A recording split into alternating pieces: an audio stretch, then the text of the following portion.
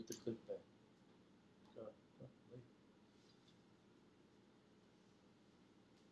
Just check if it's running, let me know. I think we're live actually.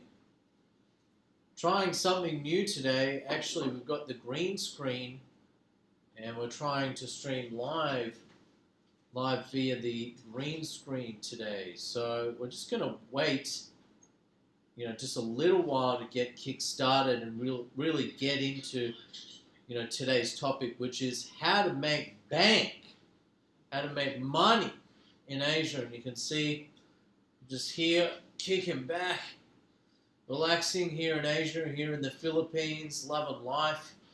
Life's good, mate. It is, making money, living in Asia. And look, you don't need to make big bank, but you can make big bank in Asia. And when you do, man, make it rain. Making it rain. So let me know in the comments section, how's the stream going? Can you hear me okay? Is the quality okay? Just let me know if you can. That would be great. Definitely comment in the live stream if you could, please. That'd be excellent. So anyway, let's kickstart. I think, it's been a little while. We kickstarted. Hey, Arianne, are you checking this? Do you want to comment below? Yeah. So guys, I'm not getting any comments in the live stream. Not sure if there's a lag or what's going on. Just want to make sure that everyone could hear me loud and clear before I really get into, tonight's topic, which is how to make it rain, how to make bank here in Asia. In particular, we're talking about the Philippines and Thailand. Thailand. I can't see them, not sure why. So far.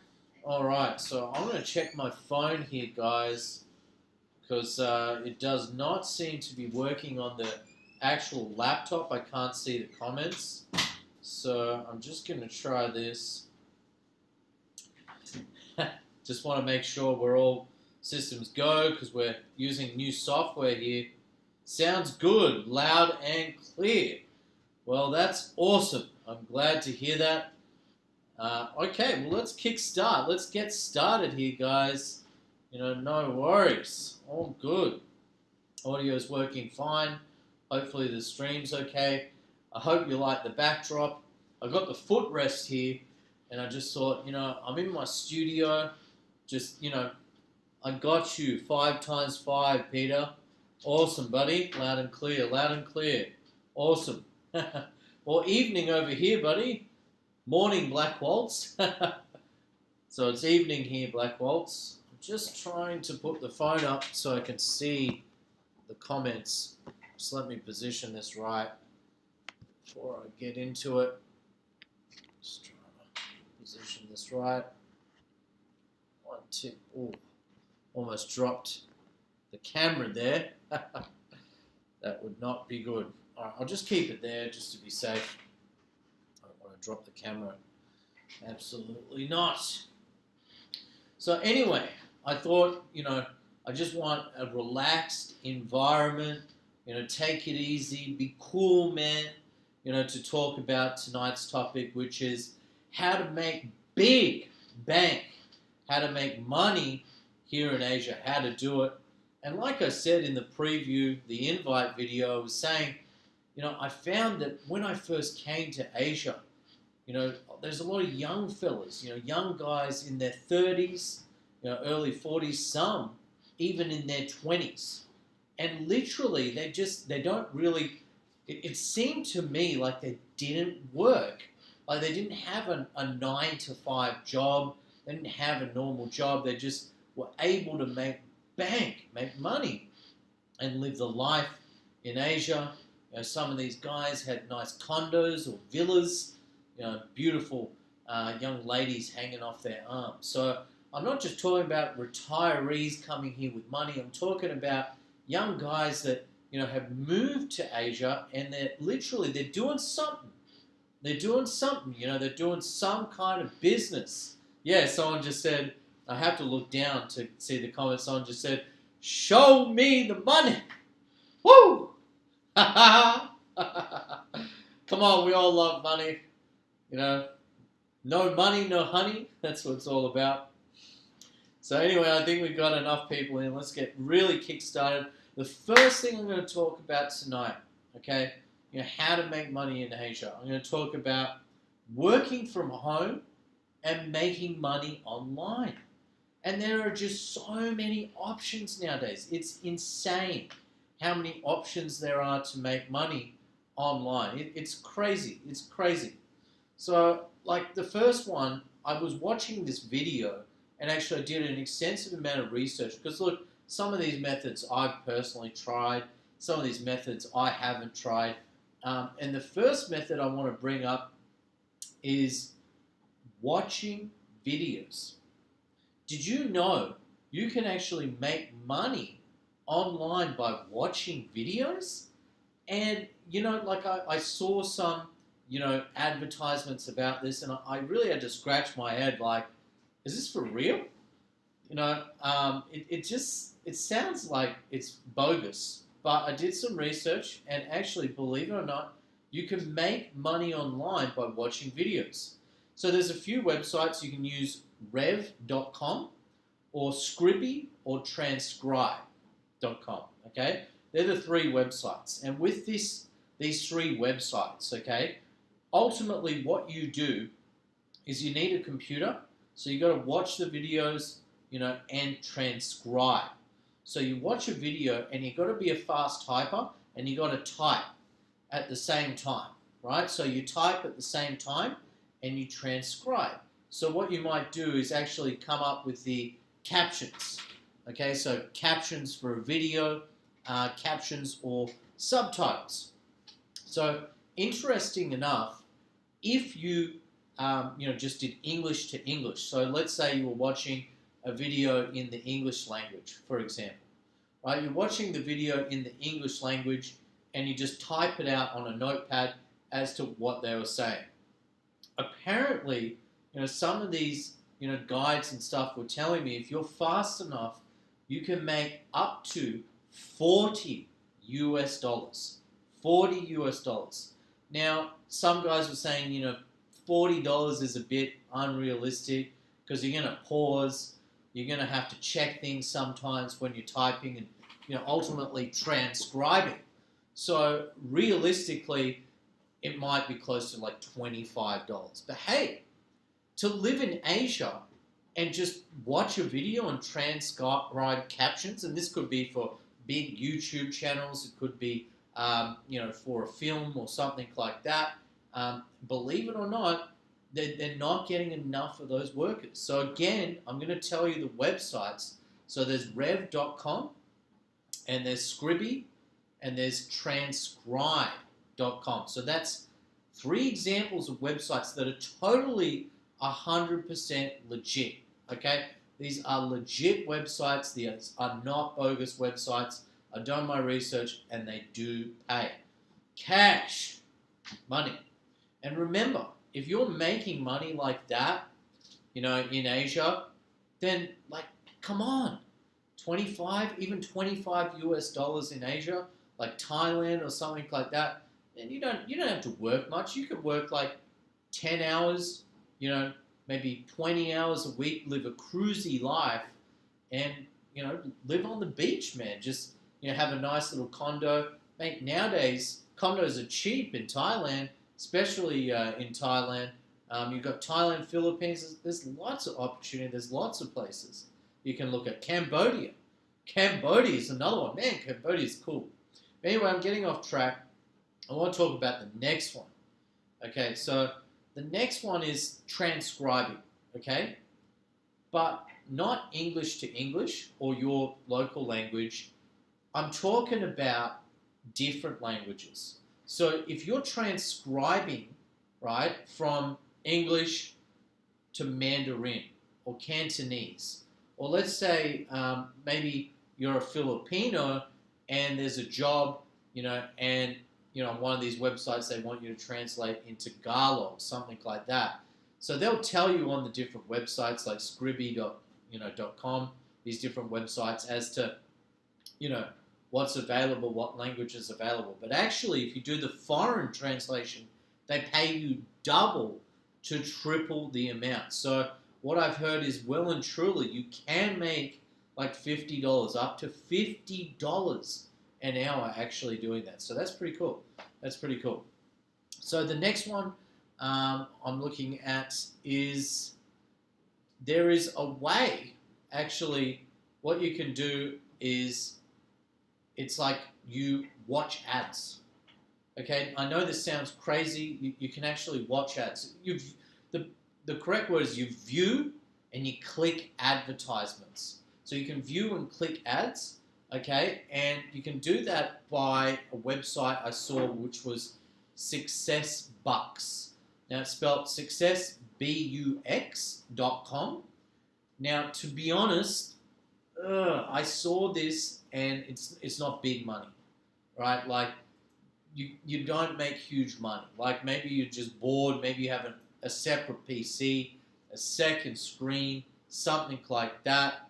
And like there's just so many ways to make money online. I'm just thinking of Bitcoin and Bitcoin mining. You know, you could be what's called dual boxing and have like 3 computers and doing 3 different things. I know I've done that. So yeah, that's just another example. So you literally click ads. So people will pay you to actually click ads. It's amazing the things that are out there now. Okay, the next one, okay, I want to talk about, do you know, and get this, you can get paid to search on Google. Yeah, you can get paid to search on Google. I had to repeat that because, like, think about this. There's websites which, what they want you to do is they want you to rate. And the job, the official title of the job is called rater.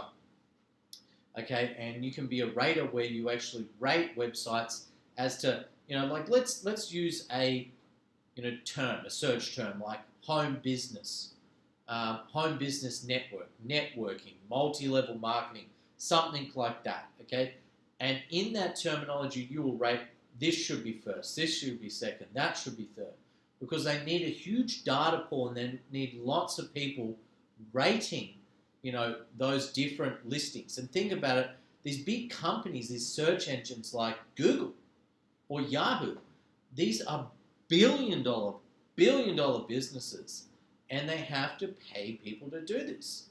Now, their main staff they'd have in like their head offices and this sort of thing, they're on big money. Like I'm talking $150,000, $200,000 a year, you know, working in Silicon Valley with bonuses and perks and everything. You know, those people aren't going to do that job. Those people aren't going to do that job. So Google and other search engines need to outsource that. So you're probably wondering, you're saying, come on, Pete, all I've got to do is rate this like number 1, number 2, you know, what's the best link and where should it be positioned on the search engine list? How can this be true? And it is true, and there are websites that you can do it. So there's 2 websites I'm familiar with, so I've done a bit of research on this. The first website is Lionbridge. The second website is Appen. Okay, so there you go. There you go. Pretty cool. Pretty cool. Now, I just want to take a step back and just take a break. And if anyone has questions, because I haven't been looking at the questions, I'm going to take a break and we're going to go back to, you know, in a few minutes, the different ways to make money. But just let me have a look at the things here. What about Singapore cryptocurrency? How's it going now?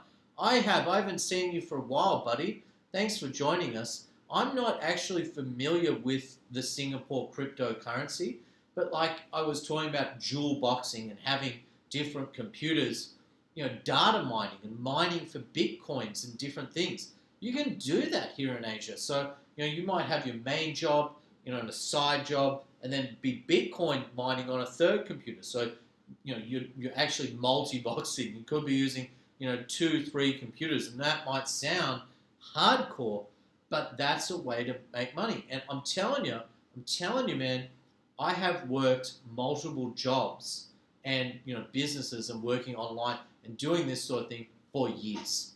I've done this for 10 plus years. And, some people have said to me, Pete, how have you made all this cash money? Because, it's not easy to make here in Asia. And I've said like two things. First, I'm saving lots of cash because I'm not spending like I would in the Western world. That's a big thing, right? So you save a lot of money. You save so much more money, it doesn't get eaten up. And I'm thrifty, right? The second way is I work hard. I work online. And especially for foreigners, for Westerners, there's lots of opportunity online. Now, we've got COVID-19. So why everyone's being super negative and all this negativity around, just people are oozing this negativity, just park it to the side. And I'll be frank, it even affected me at one stage. I was going through a rough time with income. Now, honestly, I picked up 2 extra income streams. Okay, 2 extra income streams since COVID-19 started. I've been going hard, man. I've been going hard. I stopped drinking. I just got in the zone. I'm focused. I want to make money and I want to make bank. And look, I'm making okay money. I'm making good money. But I'm telling you, it's only going to get better and better. Okay? So back to the questions. Nice background. Thanks. I actually made this background myself. DIY. Do it yourself, man. Okay? So DJ Lassia has a good question, which is YouTube profitable? Now, that's a very good question. Now, it depends on the channel, and coming from someone that ultimately has done a few channels, obviously Property Club's my main channel, but in the recent years I had started other channels and it was tough. So trying to break into YouTube now can be really difficult. The best advice I can say is if you have a niche market, something special that's different to what everyone's talking about, then you can make it in YouTube. But what you need to do is 2 things. You need to be persistent and you need to have consistency. All right, so you need to be consistent and literally every day, another video, pump it out. Yeah, you've got 2 jobs. I don't care. Don't sleep. Make another video. Harden up. Okay, that's how it is. Welcome to 2020. Now, and this is a big thing, if we can get through this 2020 and make money now, while there's this potential global collapse when it comes to real estate, the share market, that sort of thing, we can reinvest. We can make more money, right? How good is that? So I've gone from this shift, from this crazy mad negative energy, and I've shifted it to positive. Okay, negative to positive, man. Yeah, I'm loving life. I'm loving life at the moment, loving having the sun. I'm liking not drinking and just focusing on making bank. I'm loving it. At first it was rough, but I'm doing good now. Okay, so next question. Jeff! My man Jeff! Now Jeff, I got to give a shout out to Jeff. Jeff is a cool guy. He runs a call center in Makati. He had, obviously some challenges with COVID, but I believe he is back up in business. Jeff, feel free to drop your business name and details in the comment section. Jeff was there for me when stuff went bad, when all the negativity was up, and I was like, man, I've got all these mortgages, I've got all this debt, I'm struggling, man, because people aren't paying rent. Jeff was there. He said, Pete, don't give up. Pete, keep going. Pete, do not give up. Don't stop. Don't stop until you drop. Literally until you die. So thanks, Jeff. I really appreciate that, big fella. And yeah, just had to mention Big Jeff. Anyway, last question. Is anybody talking about Philippines? I want to do a Philippines channel. Not really a question, but yeah, exactly right. Man, like when I first started YouTube about 4 years ago, And I don't just talk about Philippines, I talk about real estate in Asia. That's what my channel is about. Real estate, investing, in business and lifestyle, right? But mainly real estate, property, right? There were not that many YouTubers in the Philippines.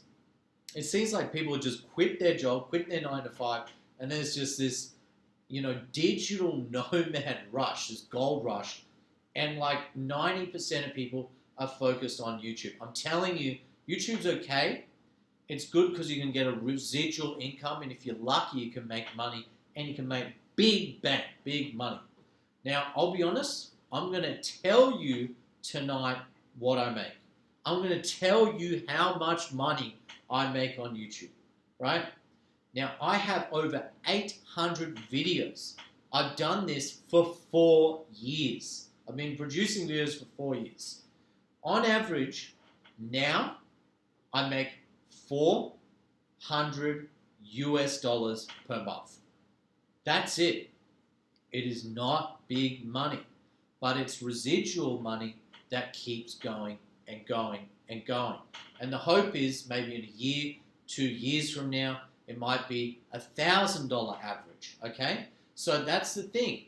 But how I make money is I have multiple income streams. So I'm doing multiple things. I have my main line. I have my side job. I have YouTube. I have investments. I have rental income. I've got dividends. So I've got 6 income streams, right? It was actually around about 4, but in recent times, I've invested in shares, done the dividend thing, got really hardcore on the research in the last 3 months. I didn't sleep a lot, especially when I first had my child. I did not sleep a lot. Okay? Sorry, someone just tried to call me there. Okay, so last question, and then I'm going to go back. Okay, I'm going to go back and start talking more about the different methods and ways, especially to make money online during these hard times, COVID-19. Turn a negative into a positive. So last question. Okay, so digital marketing business in the Philippines, is it profitable? So when you say digital marketing, you might be talking about, search engine optimization, some kind of marketing and selling marketing.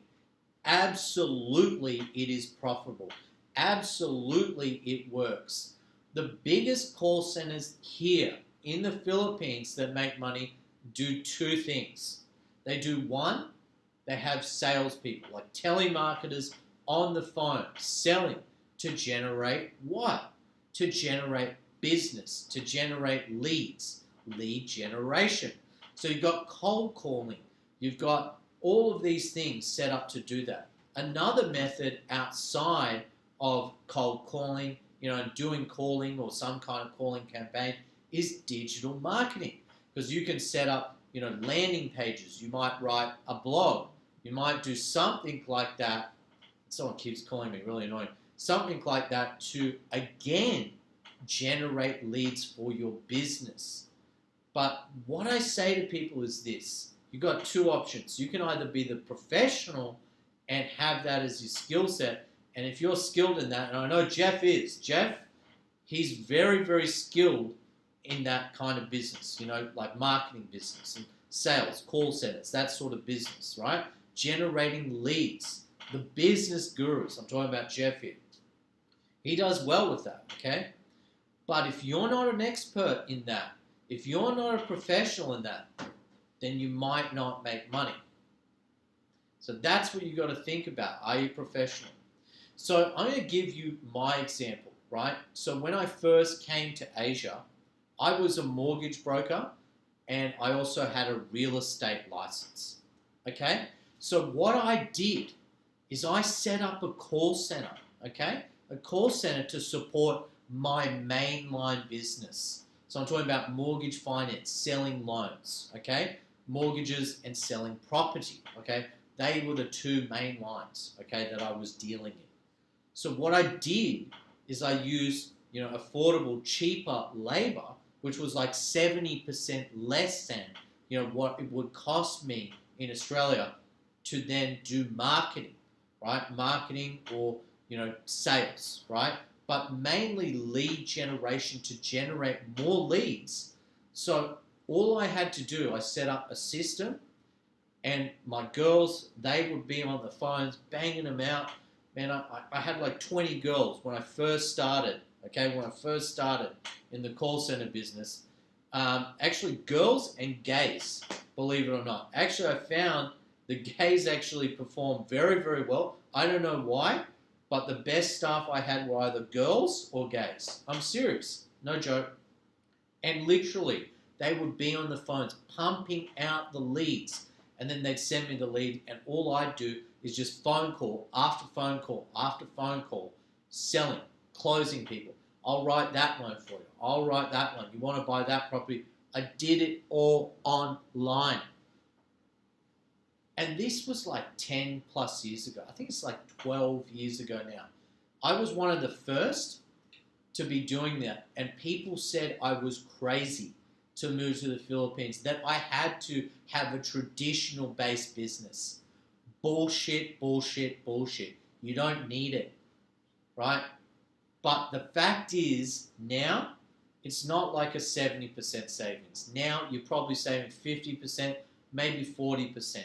Because staff costs in the Philippines, also if you're coming from Australia like I am, the Australian dollar has come back.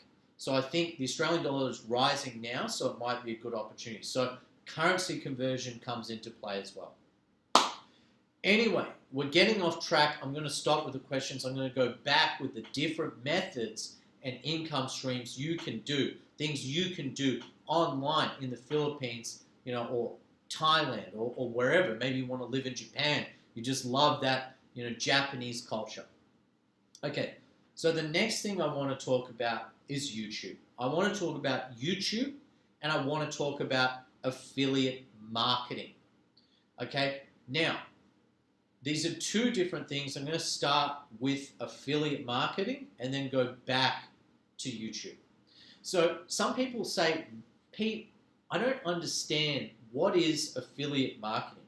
Is affiliate marketing like you have friends and you sell them a product, kind of like multi-level marketing? No. Affiliate marketing is all online based.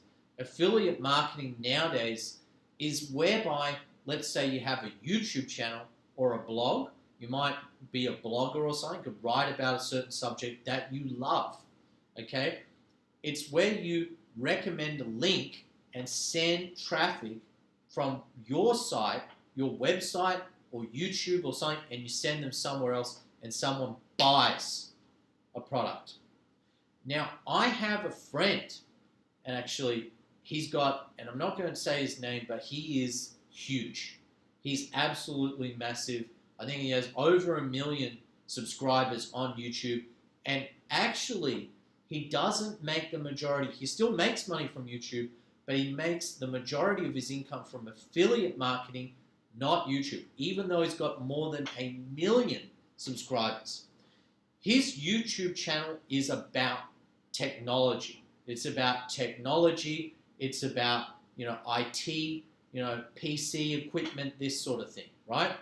So he could be talking about the newest, coolest PC chair, like these racing chairs. He could be talking about these cool new keyboards that have lights and just look great and ergonomic and this sort of thing. And what he does is in the video or his website, his blog, he puts a link to like the Amazon store, who's the affiliate. So the affiliate marketing, Amazon, he sends the traffic there and people buy it. They buy that product. They buy the keyboard, whatever. They might buy a laptop worth thousands of dollars. So the bigger the item, the more the commission. And he gets paid from that via affiliate marketing. So if you can find a channel, something you love, and do YouTube in line with affiliate marketing, you can do extremely well. Extremely well. Going to give you another example. Let me just think. What's another good example? Travel vloggers. Now, this is a good example, but it's heavily saturated and there's a lot of competition. There's a lot of travel bloggers, and what they do, you see some of these travel bloggers, they travel everywhere, they travel around the world, all they do is seem to travel. And you scratch your head, how do they afford this? It costs an absolute fortune to do that. How do you do that? How do you do that? Now, what they're doing is like websites like Booking.com. Booking.com is a big group. Another example is like Hotels.com. They are huge groups, and they pay Google and other advertisers to drive traffic to their website. They will pay you as an individual if you have the link to Booking.com, their link to a certain hotel. It could be the Sheraton, could be Hilton or whatever. If you did a vlog about the Hilton, you're at the Hilton, and you put a link there, people click that link and then they book to stay at that Hilton, they get paid money. They get paid money into an account, and then they can reuse that to book hotels, and essentially, right, they can stay in 5-star hotels and live in 5-star hotels. Literally, okay, these are the big, travel bloggers. Problem, and why I decided not to be a travel blogger, everyone is doing it. Everyone's doing it. It's complicated because you got so much competition. The competition is absolutely fierce. It is fierce.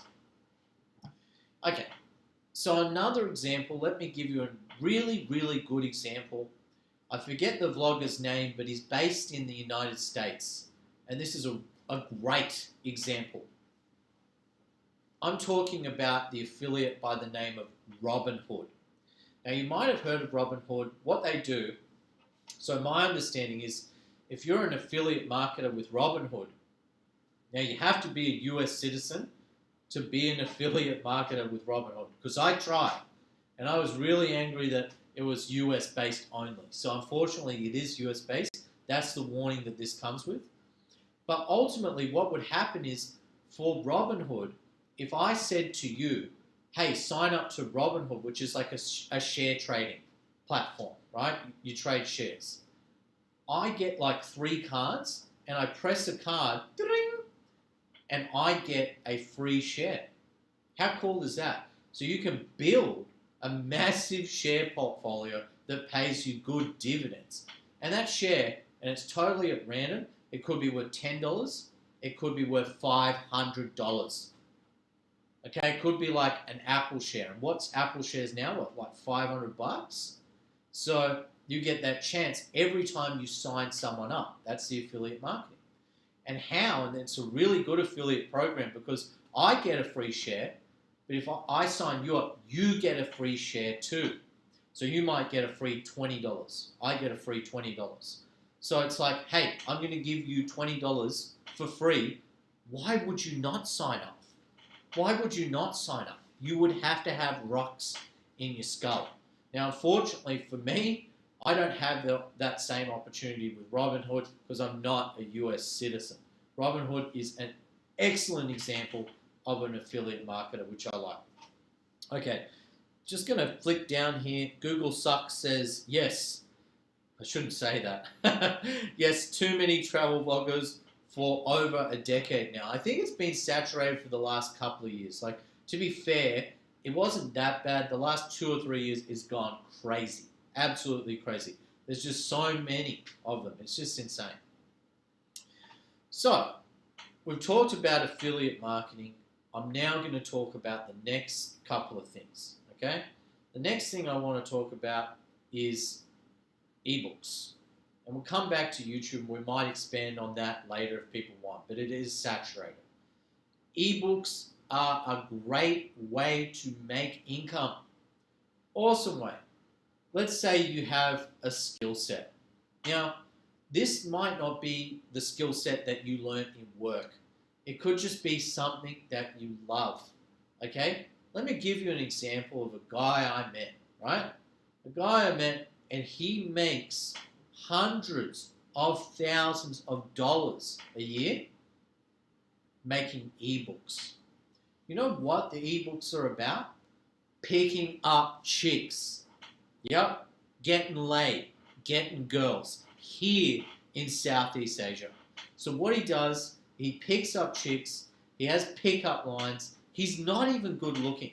He honestly, like, he's not even good looking. He doesn't shave, he looks horrible.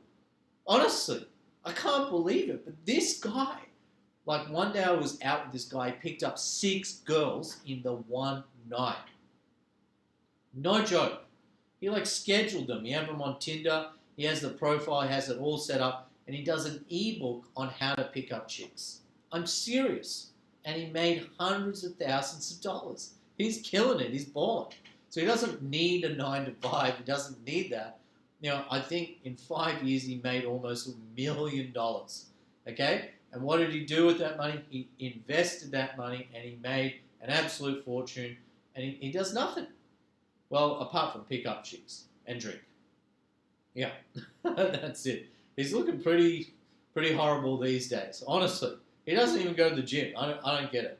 Anyway, okay, looking down, David Bond. Hey, yeah, someone just commented David Bond. Yeah, exactly. That's a good example based on the topic at hand. Absolutely, absolutely. Okay, the next one. Okay. I want to talk about translation. So again, we're talking about Google. Google Translate will pay you money to translate. Okay? Now, these websites will pay you money. I think one is Latium and the other one is translate.com. I'm pretty sure. That's the 2 websites off the top of my head. If you have, multiple language skills, you're bilingual, you can get paid money to translate from one language to another. Keep in mind, you might have to have like some form of certificate or something that shows that you can actually do the translation and do it well. But if you can do that, I've heard of people making really, really good money here online. Again, I'm talking like at least $30 to $40 an hour, right? Where it's restrictive is for some of these jobs, you're not going to get an unlimited amount of work. They're not going to let you just work 20 hours straight and make thousands of dollars, okay? You can't do that. So maybe what happens, and like I'm saying, the idea with all of this is you might have skills in language, might be a linguist, might learn a new language, do the translation, you might do YouTube as well, and you might do share trading online. Something like that. Something like that, okay? So yeah, that's another example. Definitely translation can make money. And again, those websites were translate.com and I think it was Latium. Latium was the other website. All right, so let's talk a bit about, other ways to make money. And I've been talking about ways that have not involved risk. Okay, no risk. Okay, so you don't need any money. Like all the things that we've already talked about did not involve any investment, any money. But we're now going to talk about those businesses, side jobs, online work from home, stuff you can do. But there's a risk component. There's a cost. So you've got to spend money to make money. The first thing I want to talk about is share trading. There are people out there who invest heavily in shares. Personally, after having a lot of experience in both share trading and Forex, foreign exchange trading myself, I personally prefer blue chip dividend shares. Now, yes, we've taken a hit in recent times with COVID-19 and the market's gone, but that's an opportunity in itself. Because why is it an opportunity? I'll tell you why. What's happened here, okay, is this share could be worth $100 a share. And now the market's collapsed down to $44 a share. If you buy at 40, you wait till it gets to 100 in a couple of years when we're through COVID, you could make money. Now that's a really good example. I've already seen people make money that way. Okay, already seen it. They've already made money during COVID in shares. I've seen it. Okay, so share trading, foreign exchange trading, all of this. You got to be careful when you're doing share trading. You got to be careful because there's brokers out there that are sharks. Now they're known to be what's called bucket shops. Now bucket shops, what they do is it's like playing in the casino. Okay, you're playing in the casino, they play against you. They might change the actual market rates, the mid-market rates, to wipe you out and take your money. You need to be careful and find a good broker. Personally, I'm risk averse. Nowadays, I'm more conservative. I never used to be, but I'm conservative now. I'm starting to get a bit older. I'm turning 36 this year. Okay? For me, I like blue chip shares that pay good dividends. So let me give you an example. If you have a $100,000 portfolio, let's say you were able to build a portfolio of $100,000, and your dividends are $7,500, 7.5%. You will make $7,500 every year, as well as the capital growth on your shares. So if your shares increase 10% and you have dividends of 7.5%, you will make 17.5%. So that is $17,500 residual income. Okay, so that's another example. Now, $17,000, you can live on that kind of money here in Asia. I know guys that literally trade shares. I even know guys that have literally, they've been on like PokerStar or gambling. I do not think that is a way of making money. I'm not going to put that here, but if you're smart with gambling and you know how to do it in the way of like using Betfair with arbitrage and using arbitrage to bet and lay off your bets correctly with no risk, then that's a possibility. That's the way to do it when it comes to gambling, in my opinion. And keep it and take it from me. In my early days when I was young, I won't say how young, I started as a bookmaker. I started very young, and on the weekends, I had my main jobs on the weekend. I've been a DJ on the weekends. Mate, I was a bookmaker for years. I was a bookie. And my boss got angry because I started doing that myself. I started betting and laying off bets and doing this. And what I'd know is I'd change the odds up, right? I know the differential in the odds. So I know that, I could take $1,000 here and lay it off here with $1,000 with the same kind of money, and I would still earn that arbitrage, that differential. So I might not make much. On one horse race, I might make $50 or $60. I got fired because I was doing that. But I made more money doing that than my actual job. How funny is that? Okay. But anyway, back to share trading. Share trading is definitely an opportunity. Share trading is a good opportunity if you know what you're doing and you're willing to skill yourself up. Especially blue chip shares.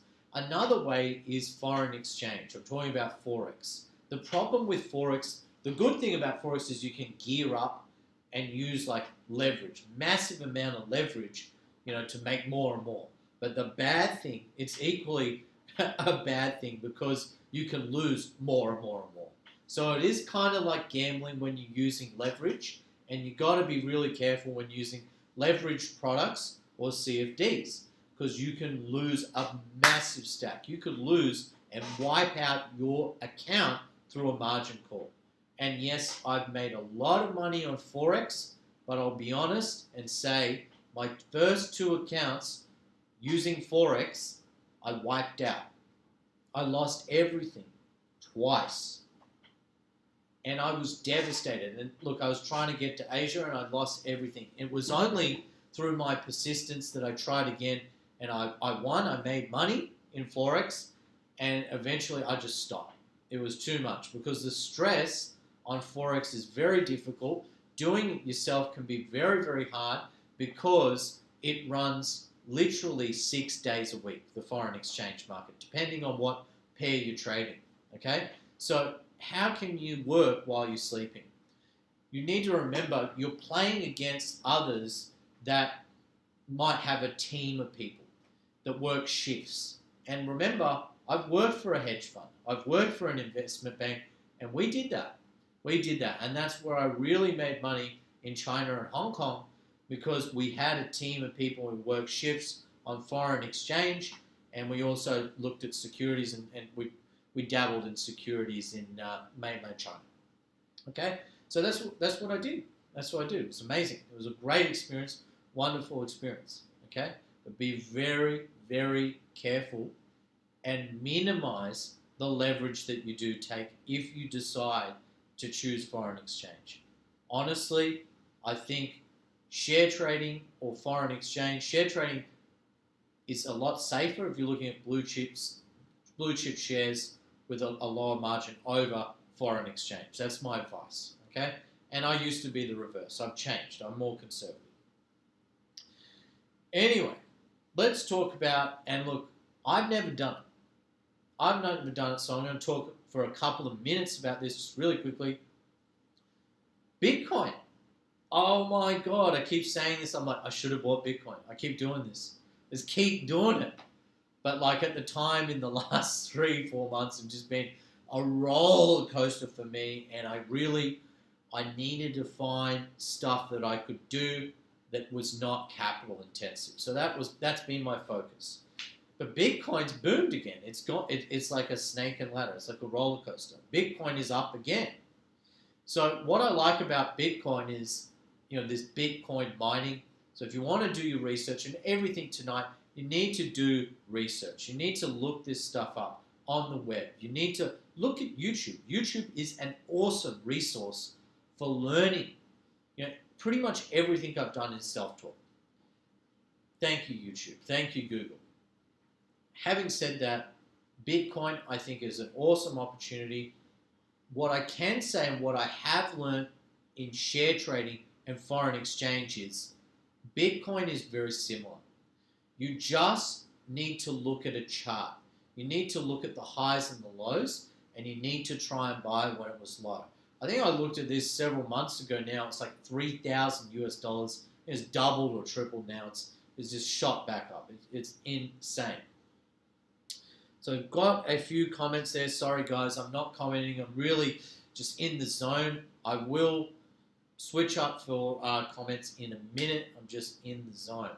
So yeah, that's another example of something you can do online. So look, I'm going to take a break from the different things, and I've still got a few things I can tell you about, making money online and this sort of thing. But I'm going to take a quick break, and I'm going to talk about what you need to do with your money. Okay, what you need to do with your money. Don't be stupid. Don't buy the flashiest car. Don't buy that Rolex. Don't buy those Gucci shoes. Don't be stupid. Be smart.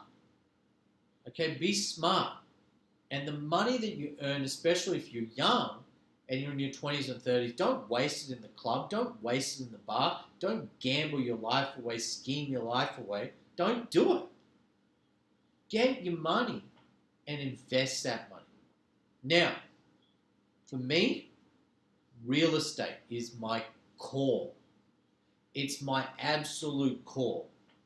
Share trading, jobs, side jobs, working online, all aside, every dollar I get, I try and put away into real estate. Now, obviously I can't do that. Probably my expenses are around about 20%. 20% of the money I earn goes into expenses. And for a long time, 80% of the money I earn, I saved, either put it in a savings account or put it in some kind of share account or something, some investment. But ultimately, when I reached my goal, it could be $100,000 for that property. It could be a $50,000 deposit to buy this property. It could be a deposit if I'm using leverage and getting a loan. Okay? I had a goal. When I reached that goal, I would close out my accounts and I would invest in real estate. There's an old saying, safe as houses. Regardless of the situation and the economy, the biggest thing is population growth. The world has a huge problem.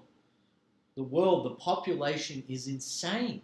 We just keep getting bigger. There's more and more people to feed, to house, to have water. I mean, like, to have shelter. So what's happening in the real estate, the global real estate market, is because population growth is just insane, housing is getting smaller and it's getting more costly, right? You can't live without shelter. You need a roof over your head. So, what I was taught, you need to invest in necessities like food, water, air. Don't think you can invest in air yet, but maybe one day. Housing, shelter, safe as houses. Land is always going to go up. Yes, in COVID, yes, in times you might have troughs, snakes and ladders, you might have downtimes, these downturns in the market, but long term, if you look at, the snake, it's an upward movement. So, when you're young, try and get some properties. The more the better. Try and have a balanced portfolio, maybe dividend shares and properties, maybe invest in gold or Bitcoin. Invest your money. Do it wisely.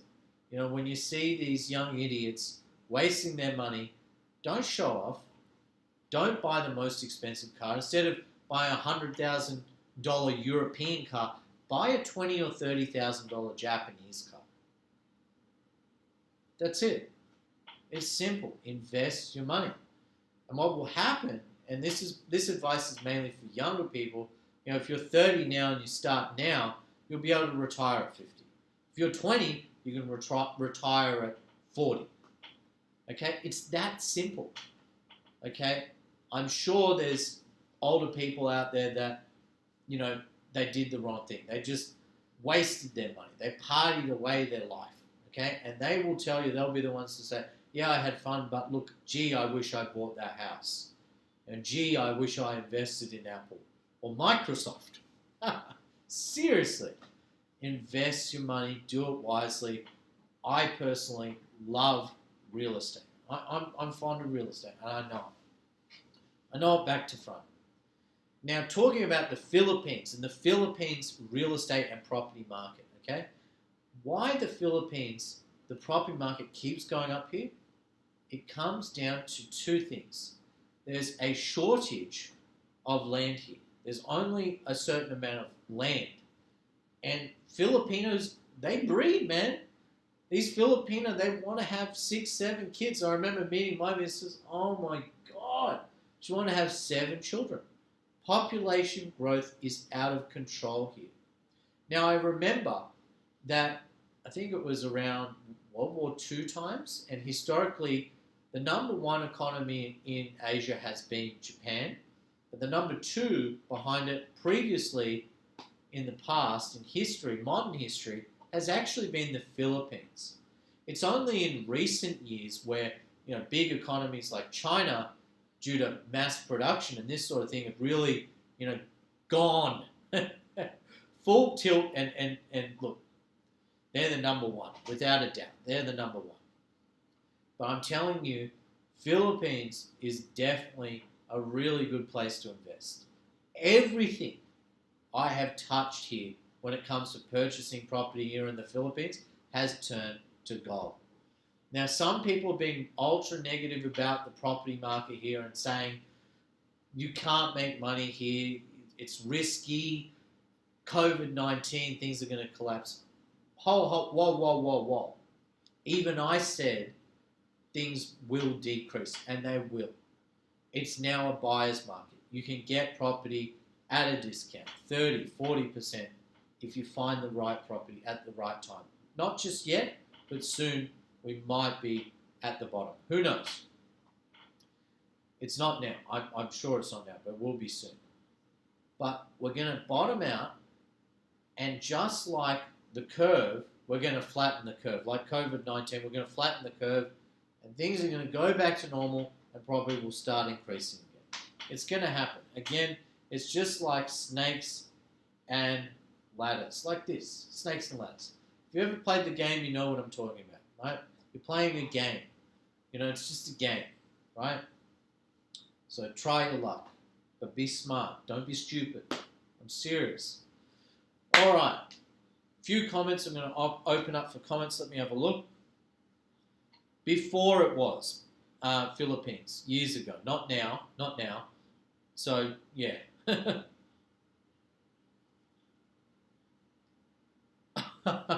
George, I'm not going to mention that business on YouTube. Who knows? I might get a strike. Yeah, George says even a $15,000 car would be better. Exactly right, buddy. Exactly right. Save your money. Any questions, guys? Opening up for questions. I'm going to sit back, relax. Loving this new live stream, man. It's cool, man. Loving it. Actually, I'm not wearing pants below this. I'm just naked. Nah, I'm just kidding, man. I'm not wearing pants, so I'm wearing shorts. Seriously. That's the truth. Anyway, okay, let's have a look here. If Trump is not re-elected, run for your life. Why do you say that? I mean, how does he affect the Philippine or Asian market? Maybe, I don't know. Okay. Now's the time in the Philippines to get access to city land tax default auctions, cheap properties. Clyde, love your comment, man. Double thumbs up for that one. Get this. I've been doing these foreclosure videos. I've been, just networking with a lot of these guys, from the banks, because my background is banking and finance, and, mainly I've dealt with, mortgage broking and mortgage securitization and this sort of thing. So I'm familiar with the industry. And recently in the Philippines, and I've subscribed to different, websites. I've subscribed to all these foreclosure and repossession websites and newsletters. I got a newsletter just yesterday, and I've never seen anything like this. And one of the banks, I forget the bank's name, one of the banks said, we have 11,000 new foreclosures. Here's the list. Funny thing though, if you've watched my channel, actually, the foreclosure videos, I have videos on foreclosed property. Actually, most of the listings, like 90% plus of the listings here in the Philippines for foreclosures and repossessions are just lists. They don't have pictures, they don't have anything, they just list the address and the name of the property. That's it. So you physically need to do your research or physically need to know the local area or go out there to see the property and if it's decent. It's just mind-boggling. Honestly, some of these guys are so slack. I think that will change. I think, they've been slack because before people would just get lists and buy. But now that pool of cash, that capital is drying up. So now they're actually having to show pictures of the house or the condo listing to actually sell it. It's just insane. It's just insane. But look, I'm telling you, I've seen a lot of foreclosures coming up on the market, and I think it's going to keep on going. Keep on going. So hang on to your seat. We're going to go through a bit of turbulence here before we land. All right, next question. I'm Australian like you. How can I earn 30,000 Australian a year? Derek, you might have come late to the stream.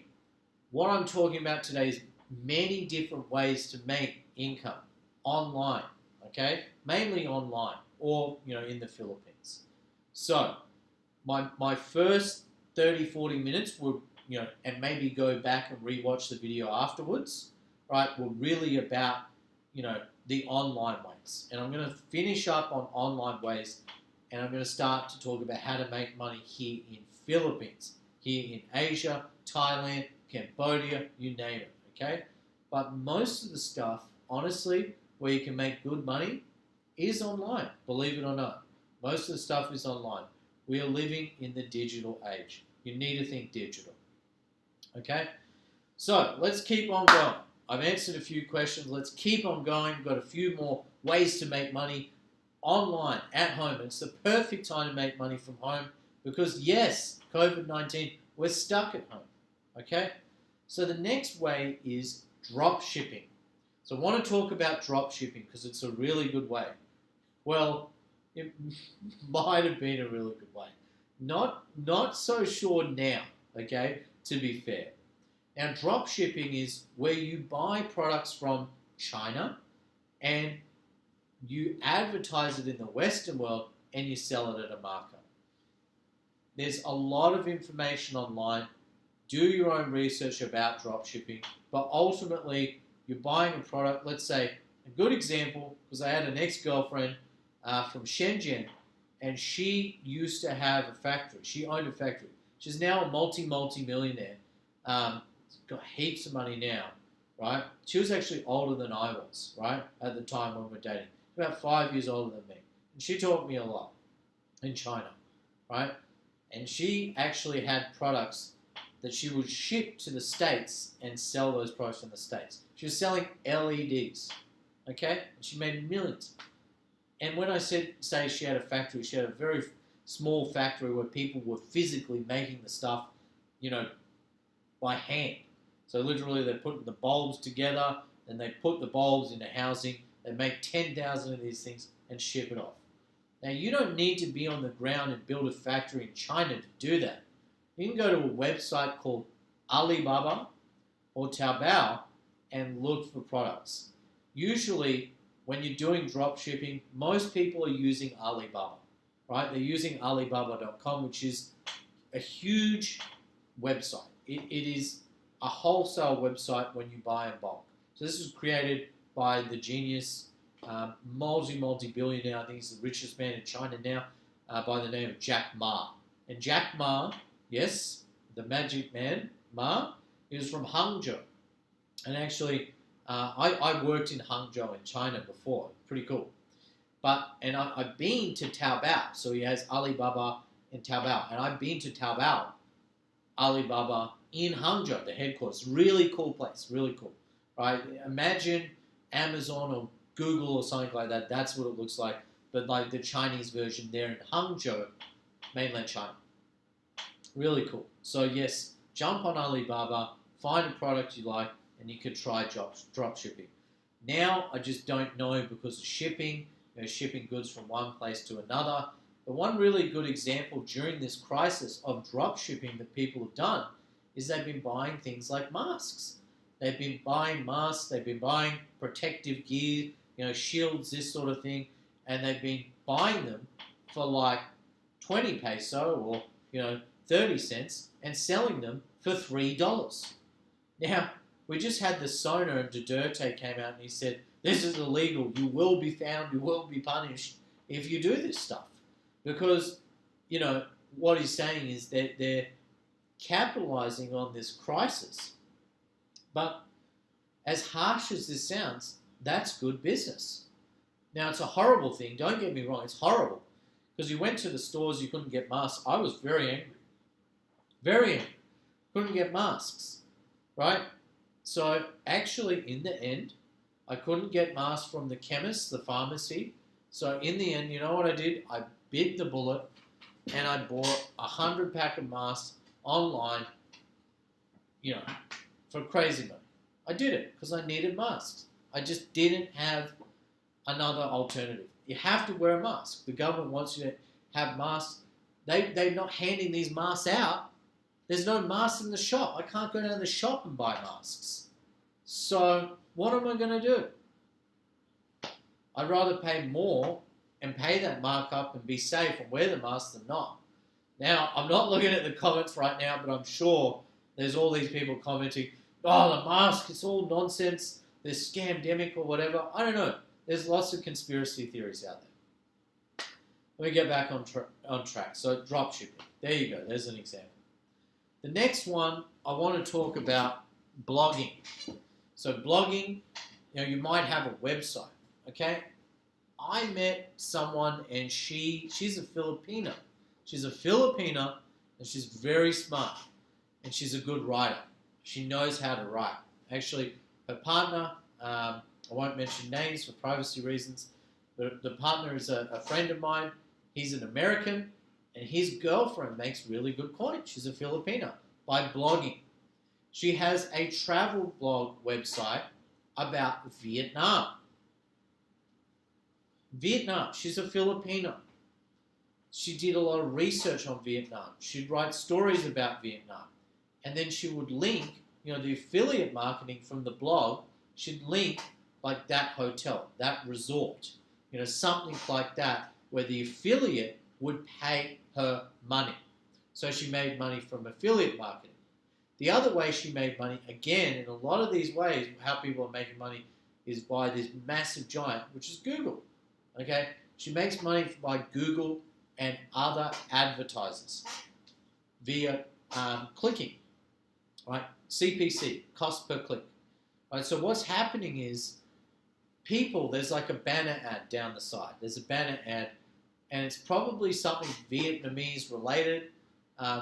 Could be, again, a hotel. It could be an airline. Yeah, airlines now. I know. Okay? Could be an airline like Vietjet or something like that. It could be Thai Airways, something like that. And people would click that, right? Again, that advert should get paid for the ads. Similar to what people do on YouTube, how they make money on YouTube is they get paid for the little ads that you watch. So please do watch an ad from time to time to help me get paid. Because if you don't watch ads, then I don't get paid. It's that simple. Okay, so we've talked about blogging. Blogging is a good way. I'm just going to recap on YouTube. YouTube is also a great way because, what I like about YouTube is you can share your life experience. You can share knowledge with people. But what I will say, and what I've said earlier, because we already touched on YouTube, is YouTube is oversaturated at the moment. The only way I would recommend you take on YouTube is if you have a passion for either videography or there's a certain topic that you just love. Like I'm passionate about real estate, property investment. And I'm passionate about Asia and living here and the lifestyle I can live here. And I want to share that with others. I want to help others break free from Western slavery and to make it in the world. And I want you to be my friend. I want you to be not only my subscriber, my mate. And that's why I'm saying, look, join our group like our Philippine expats group and let's network. It's all about the network. Because we have a strong network, we can move mountains. We can do wonderful things. And I'm going to tell you the end game for me. Because people said, why did you name this channel Property Club? Why have you done this? My goal, my dream is to have my own fund and develop. So I want to develop in Asia in particular, pull money from individuals and develop kind of like a nice developer, like a really good developer like Rockwell. And I want to build not just property, I want to build communities. And I want to help, our group of investors to make lots of money. Now, honestly, I might be vlogging for 5 or 10 years until I get there. But one day, you mark my words, I will get there, right? Yes, I'm still working my main job, but one day I will cross over. I won't have my main job, and one day my goal is to be a developer. That's the goal. So starting small, working multiple jobs. I work 2 jobs, working 2 side jobs as well, doing YouTube, investing, do it all. Go hard, reach your dreams. You can do anything. You can do anything you put your mind to. So yeah, again with YouTube, right? Sorry, getting off track. I'm so sorry. But I had to say that. Right? With YouTube, if you love something, if you're passionate about it, vlog about it, make a video. Make sure you're consistent and do it daily. If you love cooking, if you're good at cooking, I'm terrible at cooking, right? I'm a terrible cook. So, whatever you're best in, whatever you're passionate about, whatever you love, vlog about it. Because if you're passionate about it, it's not even work. It's something you do for fun. Right now, I'm doing this, yes, because I make a little bit of beer money. Like I said, I actually told people how much I make. On average, I make $400 a month, about $100 a week on YouTube. It's not big money, right? It's actually, as far as revenue streams go, it's the smallest revenue stream. It's the lowest. It's the last. I've got multiple revenue streams, all of which make more money than YouTube. YouTube is last. But it is a long-term thing. You have to be dedicated, and you should do a video every single day. Daily uploads, daily uploads. Be consistent. Vlog about something you like. If you're making a meal every day and you want to be a chef, film that meal. Do it every day. It's a long grind. YouTube is a grind. I have thought about quitting multiple times. But for myself, in the end, I felt, no, I'm going to break free. I'm going to keep on with this because one day I will make it on YouTube. I'm very disappointed with YouTube, I'll be honest, because I've made over 800 videos and I've only got 30,000 subscribers. I'm thankful for the subscribers that I have, but then there's other YouTubers that have 20 or 30 videos and they have 100,000 subscribers. And I just don't get it because I work so hard with YouTube. Right? So I kind of recently said to myself, it's not about the money. Forget the money. Forget it. You know, I love property. I love real estate, right? It's about the end game. It's about property investing. It's the end game. Focus on what you love. If you love it, if you're passionate about it, do YouTube. If you don't, and you're half-hearted about it, and you don't know if you can speak every day, make a new video about that topic every single day, don't do it. That's my advice to people. Right? But if you're an actor, you enjoy acting, and you have a certain topic you want to do, you're creative, maybe you did a cartoon or something cool, something different, go ahead. Go for it. It's a good opportunity. And I do love YouTube. Don't get me wrong.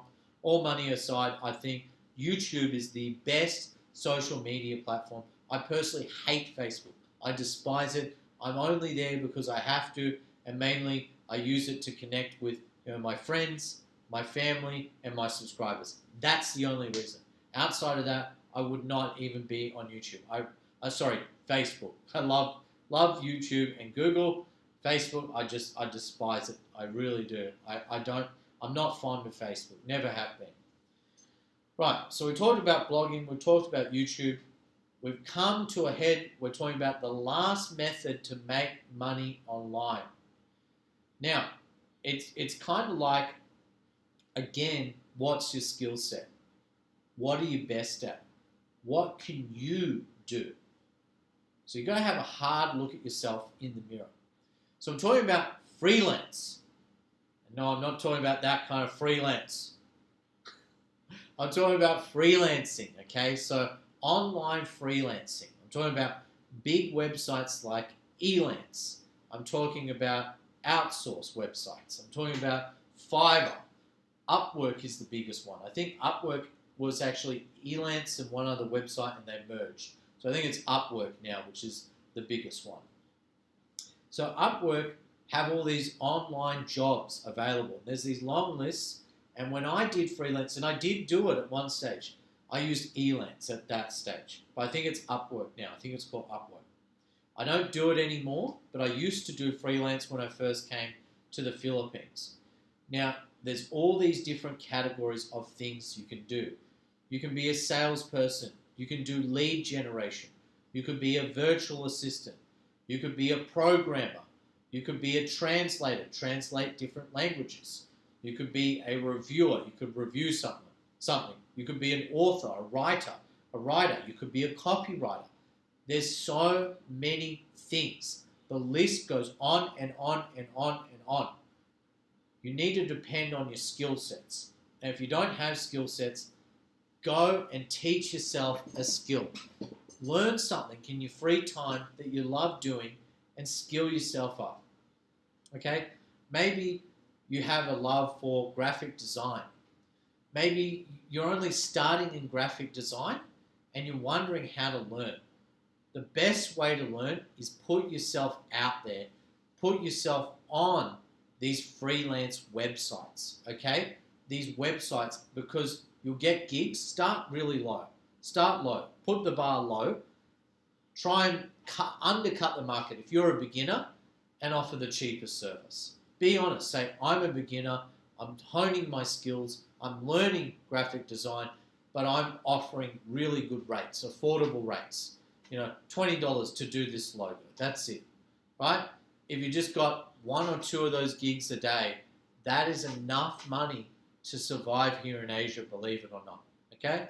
And in time, after honing your skills and getting better and getting more and more jobs on these freelance sites, you build a profile. You get a star rating, people rate you, you get more 5 stars, and eventually then you can start to charge $200 because your quality is good and your rating's high. That's how it works, okay? And literally, there's people in the third world nations, right, who have made a lot of money. I'm talking hundreds of thousands of dollars, okay, using these outsourced websites. It is possible. All you need to do with everything is work hard and be consistent. The main thing I'm trying to get tonight, and look, we've talked about all the online options. The main thing I want to talk about tonight is it's about consistency. It's about having your core income, having a core job, and then multiple income streams. You might have to work a side job or 2 to get yourself to a position where you can invest in real estate property or shares or something, and then eventually retire in Asia, not have the stress, not have debts, not have mortgages. Okay? It's all about escaping the West, get to the East. Come to the East where things are cheap. Instead of buying a 50 square meter property in Sydney, right, 50 square meter condo in Sydney, in the city that would cost me $1.2 million, maybe more, right, depending on the building, I could buy when I first came, a 30, 40 square meter, it's only a small little condo, and I bought one in Makati, for $30,000. Now that's hard to do nowadays. Maybe that same condo, even in COVID, the cheapest you'll get 60 or 70. But my point is, the big difference between the West and the East is the value, the cost. Things cost less, you save more, and you can invest more money in properties that are cheaper. In the long term, okay, as things get better and better and the market booms and appreciates, you're going to do well, okay? Wow, I think I've got a loading screen here, guys. Is everything okay? Can you tell me, can you still see me? Because actually on my screen it says loading. Can you hear me okay? Yeah. Nico says, Australia is a police state now. I'm planning to boot off. I'm trying to get out of there. Guys, can you tell me? Can you hear me and see me okay? Yes? No? Yes? No? If no, I might have to close tonight's session. Looks good? Okay. Someone said looks good. Black Waltz, I'm glad. All good. It froze on my screen. Anyway, we talked about online. I'm just going to sum up and I'm going to talk about other things you can do. The amount of things you can do here in Asia, in particular Philippines, is limitless. The advantage that you have in the Philippines over other places like Thailand is people speak English here, right? So that's the major advantage. So what I would say with any business you want to start, whether it's digital marketing, someone, I think it was I had mentioned digital marketing business, whether it's a call center, whatever it is here in the Philippines, the major advantage is labor. Labor cost is far lower here than in other countries, okay? So you need to capitalize on labor, okay? So ultimately, if you can hire staff to produce a good or service that costs X and sell it for XY, you're going to make money. That's it. But with whatever business you do, you need to try and be the best, okay? You need to be an expert. You need to have a skill set behind it. Because if you come into a market blind and you haven't done any research and there's all of these competitors out there, they're going to eat you like wolves. And you need to remember, the locals here are not silly. If you try and step into their territory and be competitive with the locals in direct competition here, you're going to have a bad time. Okay, I'm just telling you. So that's why a lot of foreigners here, they try and look at a business like BPO, business process outsourcing, right? Or something online where they can sell a product not here in the Philippines, but outside the Philippines, right? The other reason you want to do that is because ultimately, if you can do that, the sales point, the price of the good or service will be higher, most likely. Okay? Not everything, but most. Okay? Most things. Frankie, thank you. I think that was the, well, I haven't really been watching, but I'm pretty sure that was the first, I think they call it a super chat. I forgot. I haven't got a super chat for a long time. Yeah, that was the first super chat. Thank you so much, Frankie. That's great. That's awesome. Really appreciate it. So, yeah, ultimately, I would look at a good and service where you can use the local labor, set up a business here and then offer it overseas, most likely in your home country. That's how I've been successful in business here. That's how I did it. Okay? And look, ultimately, the government is open to that. Like, for example, you've got the Freeport here in Subic, in Clark, and they will allow you for certain industries like BPO, like call center, to own 100% WOFE, wholly owned foreign enterprise. It can be done. It can be done, but it depends on the industry, right? Another example is PEZA, Philippine Economic Zone Authority. They will allow you to own 100% company. If you are in a local industry, you have to set up what's called a local company.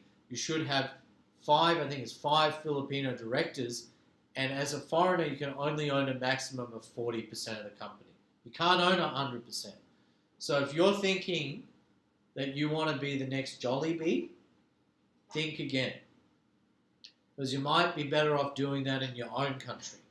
Because here in the Philippines, if you can't own it, how are you going to build it? How are you going to find the Filipino partners to do that? Now, there's some lawyers that offer these dummy companies and schemes and ways around these problems. Personally, having a legal background, I do not recommend. And yeah, I did study law, even though I dropped out. I did drop out of uni. I am a uni dropout, and I did study law for a few years. Ultimately, you need to play within the laws. You're a foreigner. If you commit a crime, you do something wrong, you try and set up these dummy companies and you get caught, or you try and use a company to buy land when you're not legally allowed to, and you get caught, you could have a property confiscated. You could have a business confiscated. Something bad could happen. Okay? It happens all the time here. All right. So I'm going to wrap up. I'm getting a little bit tired. Thanks, Paul. Appreciate it, buddy. Paul says this is a great morning session. Wish you did more of this, Peter. Very informative. So yeah, I'm hoping to do more of this. I've set up this camera in this room and the green screen to do just this and have at least a live session every 1 or 2 weeks, right? Your support does go a long way, so if you want to give me a super chat like Frankie has, I'd really, really appreciate it. Definitely appreciate it, okay? Still trying to make it in the world, aren't we all? Never ends, never ends. Do you like the wallpaper? So yeah, look, I'm going to wrap up in the sense that, look, it's getting late. I need to have dinner. I haven't had dinner yet. I'm going to wrap up, but I'm going to be answering questions now. So IHAB says, what banks in the Philippines are considered to be the best for non-Filipinos and want to do business there with lower interest rates? IHAB, that's easy. The bank that I've used for years, not only here in the Philippines, but other countries in Asia too, has been HSBC. HSBC has been my favorite banking institutions.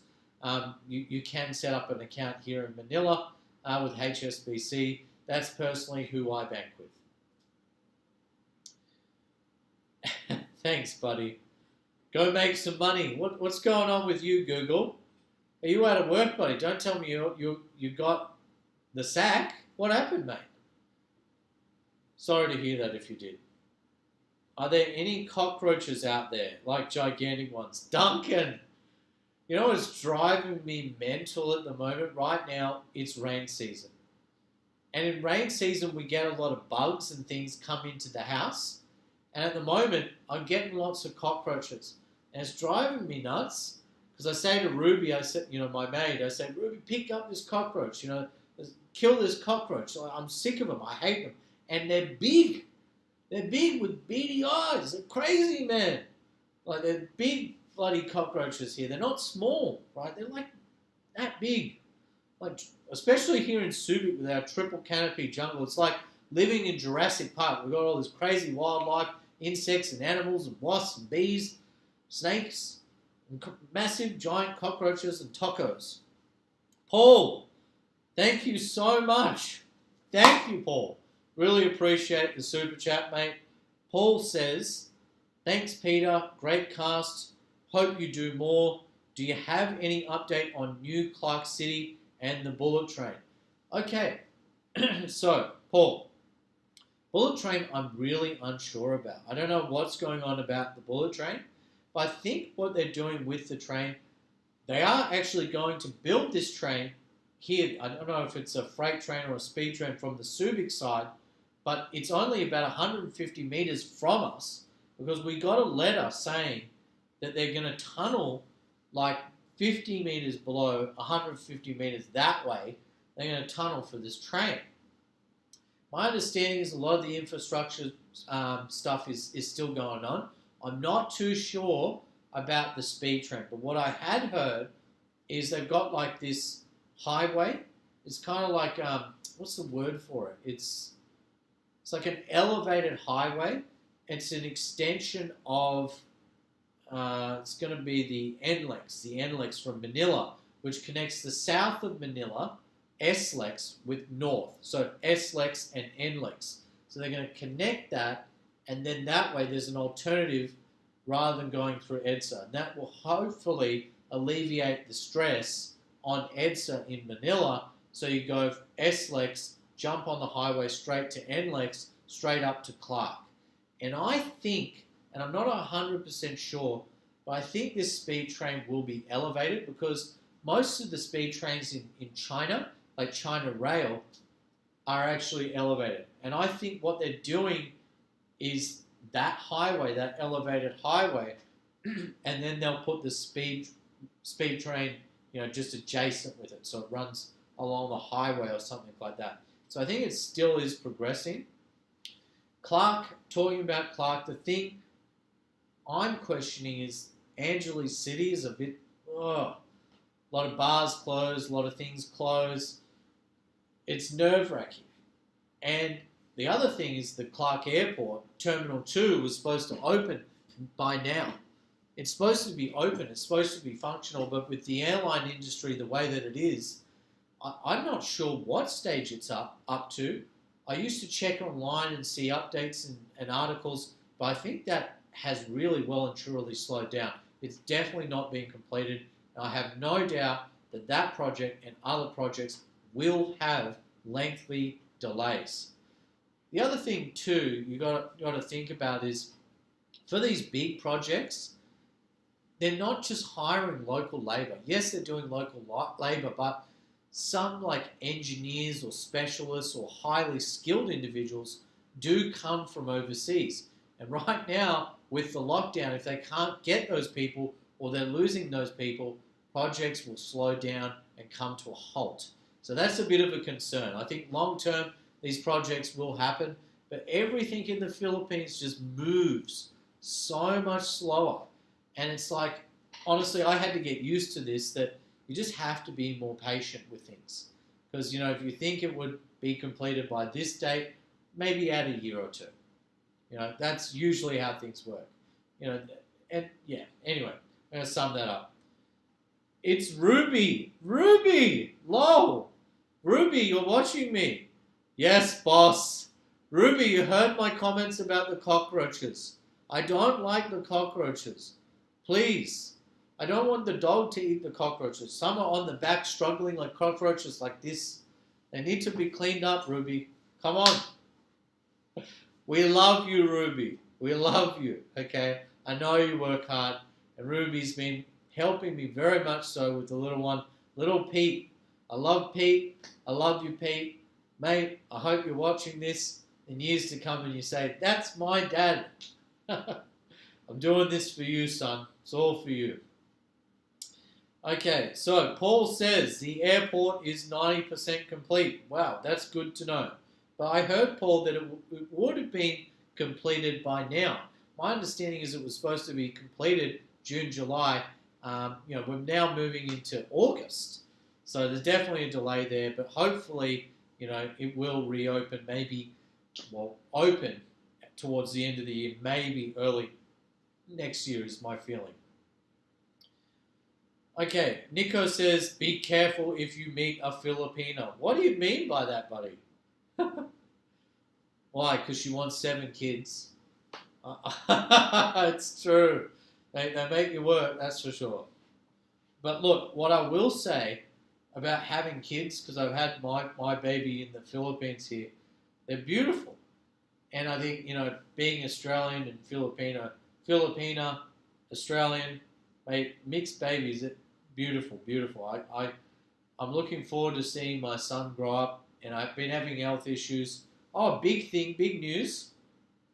And not sure if I told you guys, video maybe 2 months ago or so, I actually weighed myself, and I was 110.5 kilos.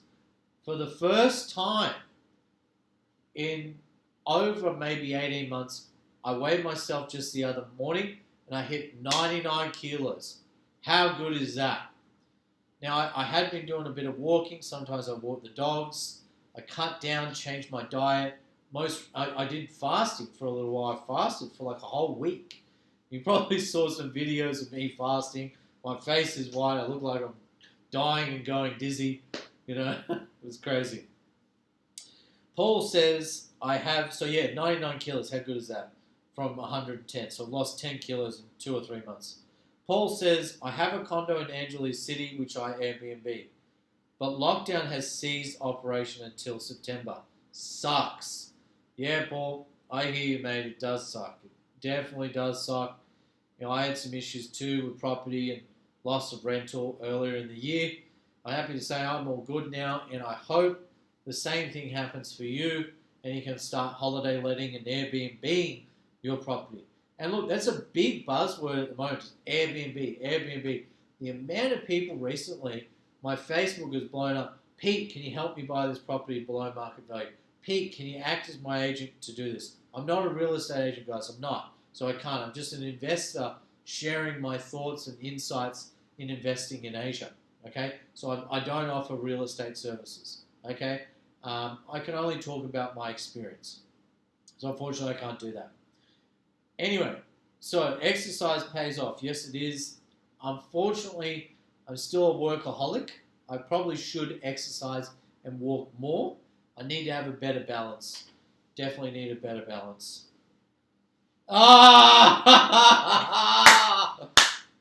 Ruby, you're killing me, mate.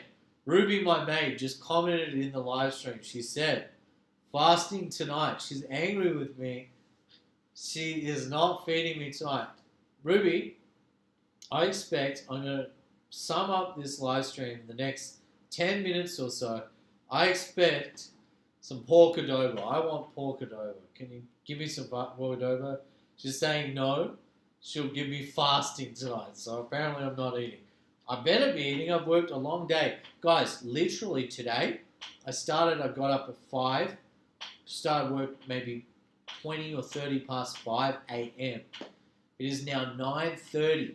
And I've gone from job to job to thing today. Just non-stop. Usually I have breaks in between, but today, just been one thing after another. I feel like today's been a really good productive day. bit of a hump day. Guys, last questions. And I think I've just seen a question. DJ Lassia says, is BG a safe investment with a big fault line underground? This is a really good point, okay? So obviously some of these buildings are supposed to be, better than others. But the big thing with Metro Manila and condominiums, and this is the big risk, and actually not just Manila, like in Pampanga you've got volcanoes, you've got Pinatubo, down south you've got the Tal volcano. So you've got volcanoes are an issue, natural disasters are an issue, right? But there is a fault line, earthquakes scare me. And this is why one of the big reasons I stopped buying property in Metro Manila condos was because buildings, the first reason was tightening up on Airbnb, so I just stopped it. I was really frustrated. I had a really good business on Airbnb. I had several Airbnbs. I was running a good business there. But I had to stop. It ended. It came to an end. The second reason in my mind why I did is because I was concerned about natural disasters. And the number one natural disaster that concerns me about buying in Manila, anywhere in Manila, whether it's BGC or Makati, BGC in particular, because I believe BGC and Ortigas, yes, some buildings, like only a kilometre away, is the fault line. So we're on the ring of fire here. If there's a major earthquake, what's going to happen? Like some of these buildings, like I think it was last year, there was an earthquake and there were videos, and you see some of these towers swaying. Now some of these towers are designed to kind of sway in earthquakes and might be okay.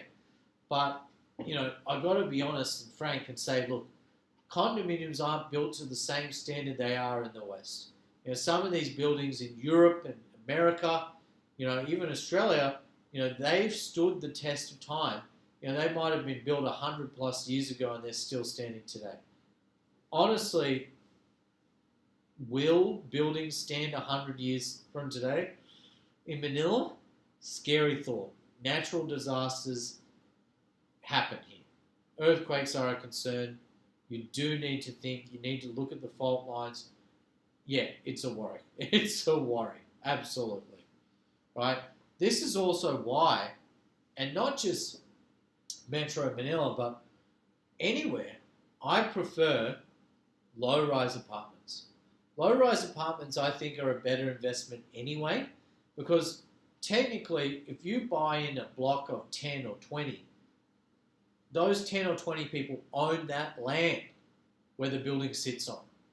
So actually, your property's worth more than a high-rise condominium building where it might have 100, 200, 300 plus units, maybe 500 in one building on a small block of land.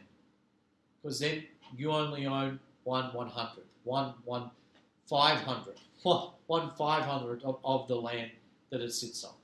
And technically, foreigners cannot own land in their own name. Right? Okay. Next question. Okay. I'm just trying to find a question. I'm scrolling back. Fred says, and leading on from natural disasters, Fred also said, is it risky to buy in Clark with the large volcano in the backyard? Absolutely, it's a risk. Mount Pinatubo could go off anytime. What some people have told me is it went off in the 90s, and because it went off in the 90s, they think it'll be a long time before it goes off again, and then the risk north here in Angeles City and Clark is far less than it is down south in Tal. Okay, sure. I'm not a scientist. I'm taking their word for it, okay? So I'm not a scientist. I can't say for sure. What I did hear, though, is that the volcano in the north, Mount Pinatubo, is much bigger than the one down south. So that is a concern. But even the one down south in Tal, remember earlier this year, Tal volcano, right, erupted, right? It didn't go full tilt, and luckily it died down, but there was ash everywhere. everywhere. Okay, so like, man, to breathe that stuff in, that ash, it's deadly. It's going to make you sick, right? Very sick. So even before COVID-19, I bought, a couple of masks, and I was wearing these masks around. Funny, because I bought like one of the fake masks. I didn't know it was fake. It doesn't really help, and I was wearing it around. I didn't know I needed this N95 or whatever at the time. But yeah, it's a concern. Last questions, guys. We're going to finish up in 3 or 4 minutes. Mike, great question. Thank you very much. You know what, Mike? I don't think I am. I think I'm probably going to stay in the Philippines now because I have to. And I have to make the most of it. And I'm trying to make the most of my time here. At one stage, I was really frustrated because I really just wanted to move to Thailand. I just wanted to kind of have a clean slate. But I think now I'm going to make the most of here, but I'm going to hedge my bets. When Thailand opens up, and it could be 6 months, a year, who knows? I'm going to go to Thailand. I'm going to spend more time in Thailand and go between the two. So what I decided, if you watched a lot of my videos, I said, when it does open up, I will go between the two. But I think I will base myself most of the time here as the primary residence, and then secondary will be Thailand. I hope that answers your question. Okay. Paul says, if Walking Street doesn't open up, I think there will be a big shift in demand in Angeles City for tourists. That is, I hear some bars folded. Yes, a lot of bars have folded. It's not the same. I went to bars here in Subic, and what I've been told, because they don't have a stage, there was no one dancing on stage. So the format of how they're doing business has changed. They opened, I think it was July 1st in here in Subic, and then everything closed again, right? Very soon after. And then I think it was the IATF released something saying if you serve food in your restaurant and you serve food, then you can reopen. So some have opened, closed, open, closed, open, closed, and some bars have again reopened, now serving food. So, there's always a loophole around something. But we're not traveling too well with this COVID-19, and, it could get worse. There was an article that said, COVID-19 numbers could reach 140,000 people by the end of August, right? So only 1 month away. So that's a scary thought, very scary thought. Last question, guys. I'm going to open up for one last question. Please, if you have any questions, now is the time. I hope you enjoyed the live stream tonight. Right, only 1 or 2 minutes left in the live stream. And yeah, I'm going to do more of these. Definitely more of these. I like this. I think this is a great session. And I love the wallpaper. Last question. 1 minute. 1 minute remaining. If you have a last question, please ask it now or forever hold your peace.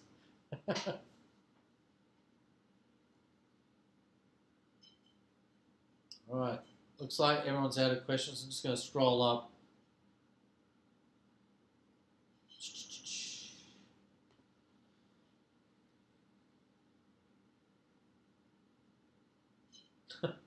Anthony says, Australia has imprisoned 23 million people till we have a vaccine. Could be 2022. I heard that. It's absolutely crazy. You can't leave Australia. You can't get in either. It's insane. Okay, not a question. I remember you said they opened too soon and all burrito bars have to close. Mrs. is good. We're playing nice, mate. We're trying to make the most of it. We're playing nice. Yeah. Trying to make up. Haven't fully made up. Let's see what happens long term. Right? But we're still good mates. That's the good thing. We started as friends and we're really good friends now. And since we've kind of, reminded each other that we started as friends, things have been better. So they've definitely been better. Right? Sometimes it gets frustrating. Like, actually, yes, I was really angry over one thing. But anyway. So any last question? Yeah, 24 confirmed cases in SBMA. I did not know that, Frankie. Thanks for the news. Thank you so much for watching. I do need your support. Please do share, like, and subscribe. If you're not a subscriber, hit the subscribe button, please. Thank you so much, and bye for now. Bye-bye.